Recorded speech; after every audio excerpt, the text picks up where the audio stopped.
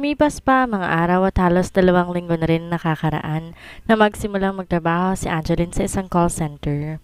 Naging maayos sa mga nakalipas na araw sa kanya. Nasasanay na rin siya sa klima sa Baguio dahil malamig nga doon. Angeline, ayos ka lang ba? Tanong ni Alexandra kay Angeline na mapansin niya. Namumutla ito habang nakapikit na mariin. Si Alexandra ay katrabaho ni Angeline sa call center, sabay lamang silang na-hire nito kaya naging kaklose niya na ito. Di naman kaagad nakasagot si Angeline kaya't nilapitan na siya ni Alexandra. Girl, ano bang nangyayari sa'yo? Tanong pa ni Alexandra kay Angeline at sinalat pa niya ang noo nito. Dahil baka may lagnat ito, pero hindi naman to mainit. Nahihilo lang ako, Alexandra. Siguro kulang lang ako sa tulog kaya nahihilo ako, sagot ni Angeline. Napapadalas na yata ang pagkahilo mo, Angeline. Magpa-check up ka na kaya? Sabi ni Alexandra. Hindi na. Baka kulang lang talaga ako sa tulog kaya ako nagkakaganito, sagot ni Angeline.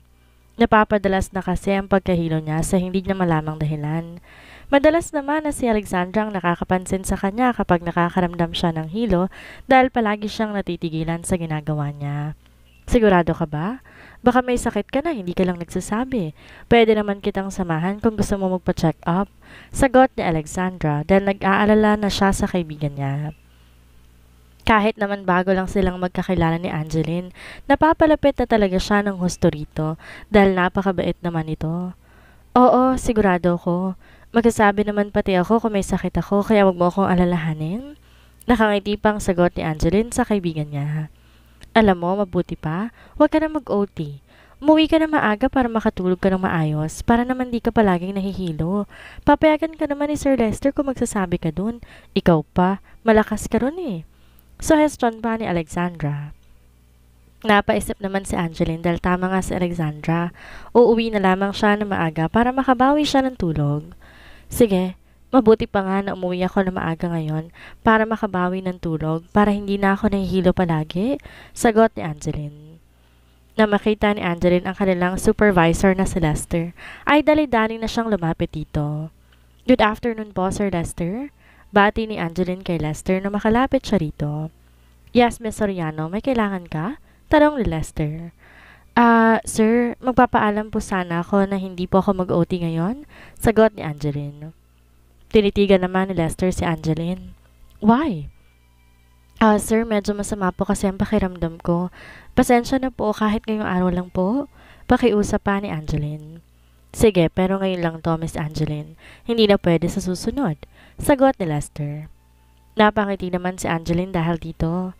Thank you po, Sir Lester, sagot ni Angeline. Tinangoan lamang naman siya ni Lester at dali-dali nang bumalik si Angeline sa pwesto niya para matapos na muna mga ginagawa niya bago siya makauwi. Nang matapos si Angeline sa mga ginagawa niya, sakto namang oras na ng uwian nila.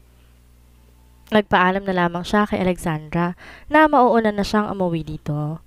Pagkarating naman ni Angeline sa kanyang bahay, napansin naman siya kaagad ni Aling Lydia. Angeline, ang aga mo yata ngayon ha? Sabi sa kanya ni Aling Lydia. Opo, maaga po ako umuwi ngayon. Medyo masama po kasi ang pakiramdam ko, sagot ni Angeline. Ganun ba? Bakit di ka magpa-check up? Baka ko ano na yan ha? Sagot ni Aling Lydia at saka to lumapit sa kanya. Baka kulang lang po ako sa tulog, Aling Lydia. Kaya po masama ang pakiramdam ko, sagot ni Angeline. Ay kung ganon, dapat magpahinga ka na nga muna. Pag may kailangan ka, huwag kang mahihiyang magsabi sa akin, iha ha? Andito lang naman ako palagi, sagot ni Aling Lydia. O sige na, magpahinga ka na. Uminom ka rin ng gamot para maayos ang iyong pakiramdam? Pagpapatuloy pa ni Aling Lydia. Sige po, maraming salamat po, sagot ni Angeline bago siya tuluyang pumasok sa kanyang bahay. Mahihiga na sana siya nang maalala ang binili niyang singkamas bago siya umuwi, kaya dali-dali niya yung kinuha sa kanyang bag at kaagad na niya yung nilantakan. Halos maubos niya ang 2 balot ng singkamas na may alamang na binili niya. Na matapos kumain ni Angeline, agad na siyang naglinis ng kanyang katawan dahil balak niyang matulog na maaga ngayon para naman di na siya nahihilo pa kapag nasa trabaho siya. Hindi rin kasi maintindihan ni Angeline ang sarili niya ngayon. Sanay naman siyang gumising ng maaga at magtrabaho noon, pero ngayon parang tamad na tamad siyang bumangon sa umaga at napapadalas na rin ang pagkahilo niya sa hindi niya malamang dahilan. Pero pinagsawalang bahala na lamang niya yun dahil iniisip na lamang niya na baka naninibago lamang katawan niya sa bago niyang trabaho pati na rin sa ibang klima na meron dito. Sa nakalipas na mga araw, tinuon na lang muna ni Denver ang kanyang atensyon sa kanyang trabaho habang naghihintay siya na bumalik si Angeline. Nasa opisina niya ngayon sa Denver at abalang-abala siya sa tambak ng trabaho na ngayon ay biglang may kumatok sa opisina ni Denver. "Come in!" sigaw ni Denver. Agad naman na bumukas ang pinto ng kanyang opisina pero hindi man lamang iyon nilingon ni Denver. "Sobrang busy mo yata ngayon ah."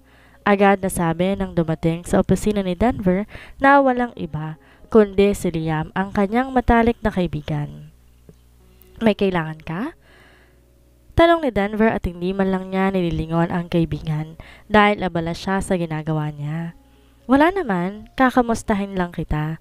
Matagal-tagal na rin na hindi tayo nakakainom ah." "Pwede ka ba mamaya?" sagot ni Liam. Napaangat naman ang tingin niya si Denver. "Sige, pupunta na lamang kita sa inyo. Doon na lamang ako didiretso mamaya," sagot ni Denver. Saka niya ibinalik ang tingin niya sa ginagawa niya. "Sige, maghahanda na lang ako ng mga iinumin natin mamaya. Hihintayin kita ha? Masyado ka na kasing busy kaya ako na nag-aaya sa'yo," sagot ni Liam.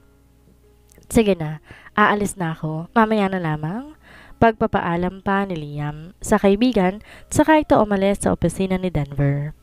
Tuloy-tuloy naman si Denver sa kanyang ginagawa. Ganito na lamang palagi ang ginagawa ni Denver. Inaabala niya ang kanyang sarili sa trabaho. Minsan naman ay pinupuntan siya ni Christine doon at dinadalan pa siya ng pagkain pero hindi niya naman to pinapansin. Nang matapos ni Denver ang kanyang ginagawa, napatingin na lamang siya sa kanyang suot na relo at nakita niya na alas 6 na ng hapon. Bigla niyang naalala ang kanyang kaibigan at siguradong hinihintay siya nito. Kukunin na sana niya ang coat niya nang biglang tumunog ang kanyang phone at nakita niya na si Liam ang tumatawag. "Bro, nasan ka? Kanina pa kita hinihintay dito." Agad nasabi ni Liam mula sa kabilang linya nang sagutin ni Denver ang tawag niya. "Oo, paalis na ako dito sa opisina. Tinatapos ko lamang trabaho ko," sagot ni Denver habang papalabas na ng kanyang opisina. "O sige na, hihintay na lamang kita dito," sagot ni Liam. Saka ito na ang nagputol ng kanilang tawag. Agad naman na dumiretso si Denver sa kanyang sasakyan at agad na pinaandar nito. Pagkarating ni Denver sa bahay ni Liam ay nakita niya na talagang naghanda ang kaibigan niya ng kanilang maiinom dahil maraming alak ang naroroon. "Anong meron?" tanong ni Denver. "Baka kasi namimiss mo ang alak kaya dinamihan ko na," sagot ni Liam sa kaibigan. Kumain naman na muna silang dalawa bago sila nag-inom na dalawa. Nagpalit din muna si Denver ng damit niya dahil may mga damit pa naman siyang naiwan sa bahay ni Liam. At balak niya rin doon na magpalipas ng gabi. Total, Sabado naman bukas at po pwedeng hindi siya pumasok sa opisina. "Kamusta ka naman? Wala akong balita sa iyo nitong mga nakarang araw eh," panimula ni Liam habang kumukuha ito ng alak. "Naging busy lang ako sa trabaho. Pasensya ka na," sagot ni Denver. Sa kanya kinuha ang inaabot ni Liam sa kanyang alak. "Mukhang isinubsob mo ang sarili mo sa trabaho ah," sabi ni Liam. Napabuntong hininga na lamang si Denver, saka siya uminom ng alak. "Oo, mas mabuti na yon, kesa naman mainip ako sa paghihintay sa asawa ko," sagot ni Denver. "Ano nga palang balita kay Angeline?" tanong ni Liam. "Wala akong balita sa kanya. Pinatigil ko na rin ang paghahanap sa kanya dahil kung uuwi siya, uuwi naman siya, 'di ba? 1 linggo na lamang at 1 buwan na rin siyang hindi umuwi. At kapag hindi pa rin nakauwi si Angeline, ipapalakad ko na kay attorney ang annulment namin." Mahabang litanya ni Denver. "Pero sana pinahanap mo pa rin siya. Maaring nahihiya lamang si Angeline dahil sa mga nangyayari, kaya hindi pa siya bumabalik," sagot ni Liam. Hindi naman nakasagot si Denver sa kaibigan niya at sumimsim lamang ito ng alak. "So ano nang plano mo ngayon? Porsigido ka na ba talagang ituloy ang annulment ninyo ni Angeline kapag hindi pa siya umuwi?" tanong pang muli ni Liam. "Oo, itutuloy ko yon kapag hindi pa rin siya bumalik." Siguro naman sapat ng isang buwan na paghihintay ko na bumalik siya, di ba? Malay ba natin kung sumama na talaga siya sa lalaking yon? Sagot ni Denver. Di naman siguro. Parang napakalayo naman na gawin yun ni Angeline. Sagot ni Liam. Nagawa nga niyang sumiping sa ibang lalaki eh. Posible rin talaga na sumama na siya sa lalaki niya. Sagot ni Denver habang nakatingin sa kawalan. Bigla tuloy napaisip si Denver na baka nga sumama na si Angeline sa lalaki na nakita niyang kasama nito ng gabing iyon kaya hindi na ito bumalik pa. Sa isiping yon ay sobra siyang nasasaktan kaya nagsunod-sunod ang pag-inom niya ng alak. Hey, dahan-dahan bro, hindi ka mauubusan ng alak? Saway ni Liam sa kaibigan na makita niya na sunod-sunod ang pag-inom nito. Hindi naman siya pinansin ni Denver, kaya napapailing na lamang si Liam sa kaibigan. Nga pala, nakita ko si Beatrice, yung best friend ni Angeline. Natanong ko sa kanya kung alam ba niya kung nasan si Angeline. Pagkukwento ni Liam dito. Ang totoo niyan, madalas niyang ayain si Beatrice na lumabas. Simula na ipakilala to sa kanya ni na Denver at Angeline. Pero hindi niya to sinasabi sa kaibigan. O anong sabi niya? Alam ba niya kung nasaan si Angeline? Tanong ni Denver. Hindi rin daw niya alam eh. Kailan nga daw niya nalaman ang nangyari sa inyo? Kahit siya nagulat din at hindi siya naniniwala na kayang gawin ni Angeline ang bagay na yun. Sinubukan na rin niyang tawagan si Angeline pero cannot be reached ang number na to. Sagot ni Liam.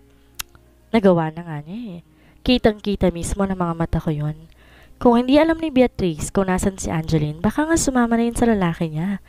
Ines na sagot ni Denver sa kaibigan.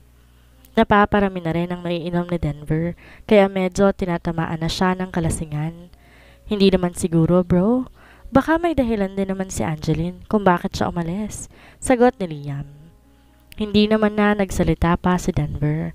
Hinayaan lamang ni Liam na maglabas ng sama ng loob niya si Denver. Kaya nga niya ito inaya na mag-inom sila dahil kilala na niya ang kaibigan niyang ito.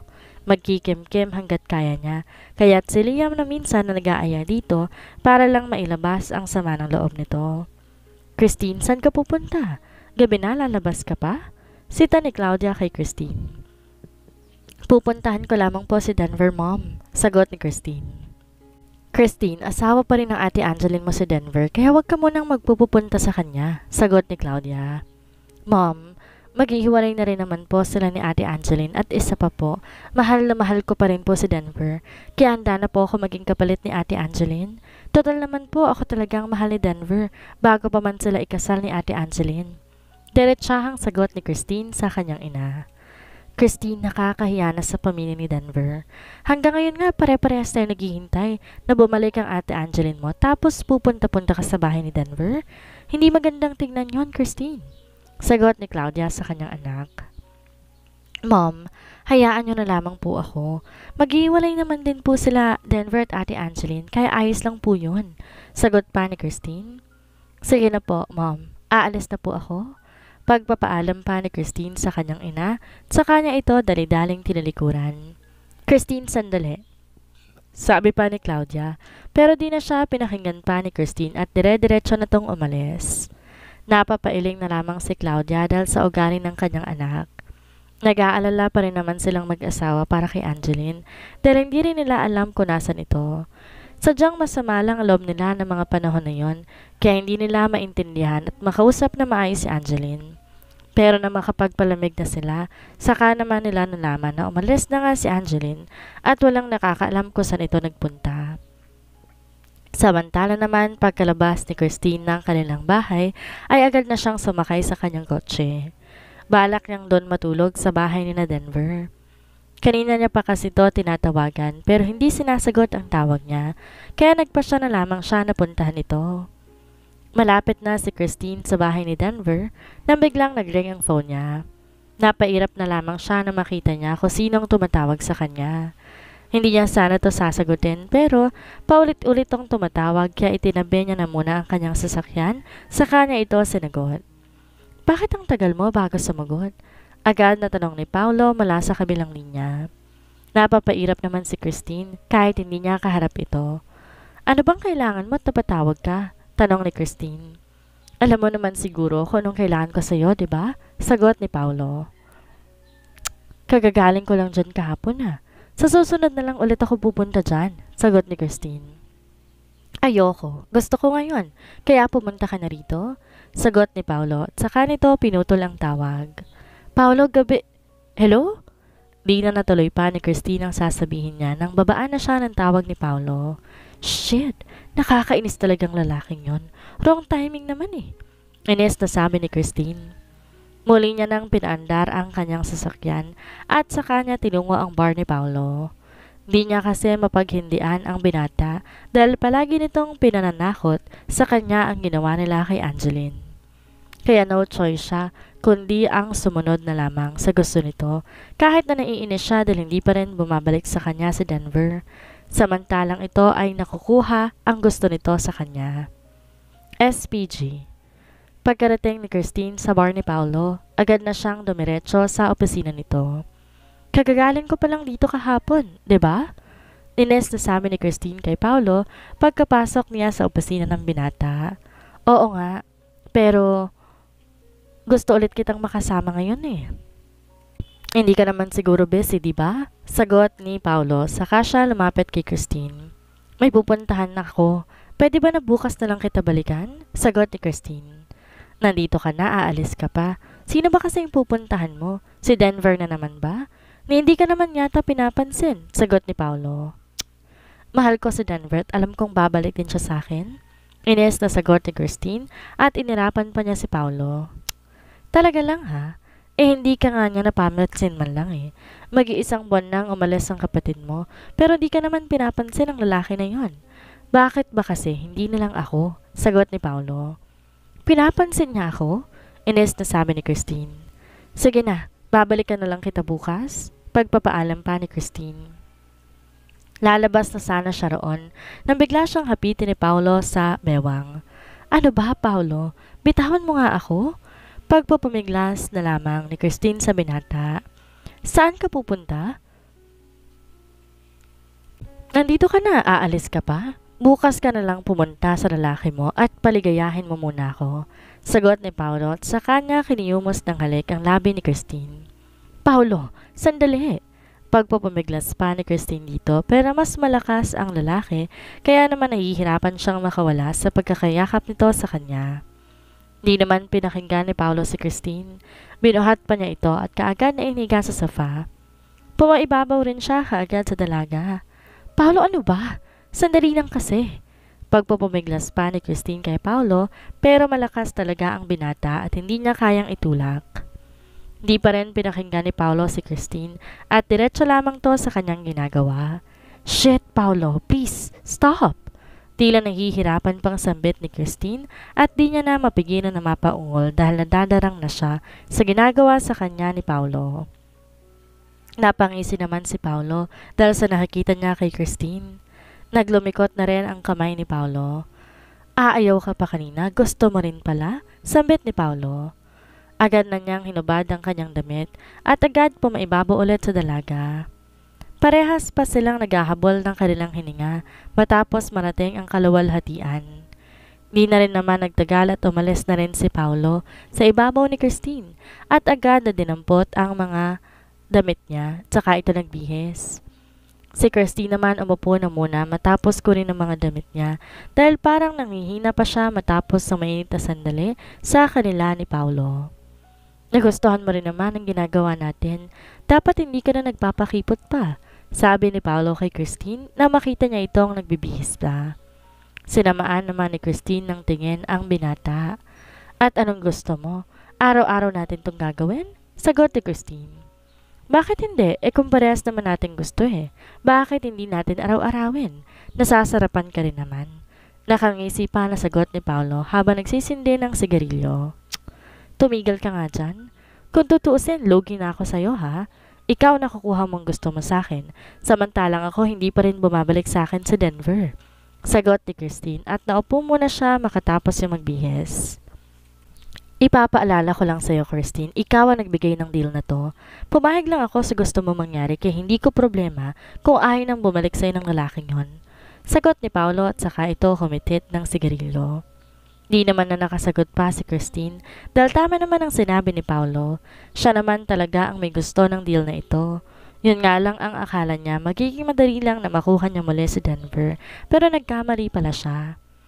Doon na sa bar ni Paulo nagpalipas ng oras si Christine dahil madaling araw na rin kasi. Ayaw naman niyang pumunta kay Denver na gantong itsura niya. Sigurado ka kaya mo nang pumasok sa trabaho, iha? Tanong ni Aling Lydia kay Angeline na makita niya to dahil parang matamlay ito nang lumabas ng bahay. Opo, kaya ko naman po, sagot ni Angeline. Magpatingin ka kaya muna sa doktor, iha. Natatakot ako baka napapano ka na. Sabi pa ni Aling Lydia dahil nag-aalala siya kay Angeline.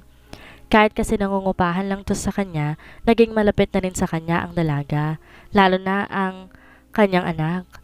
Sa susunod na lamang po, hindi natuloy ni Angeline ang sasabihin niya nang biglang nakaramdam na parang babaliktad ang sikmura niya kaya dali-dali siyang bumalik sa loob ng bahay habang takip ang kamay sa bibig. Agad namang sinundan ni Aling Lydia si Angeline sa loob ng bahay nito at nakitang nagsusuka nga ito.